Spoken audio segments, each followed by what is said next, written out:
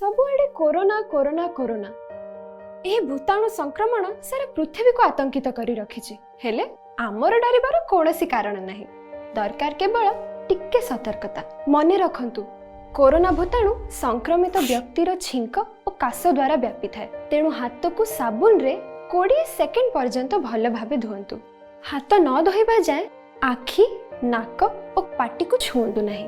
टिके भेड़रू दूरे रुहंतु, कारण किए कोरोना रे आक्रांत जानिबा मुश्किल। करमर्दन माने हैंडशेक करंतु नहीं। ठंडा, ज्वर और काशरे पीड़ित व्यक्ति ठारू अति कम रे 1 मीटर दूरता रे रुहंतु।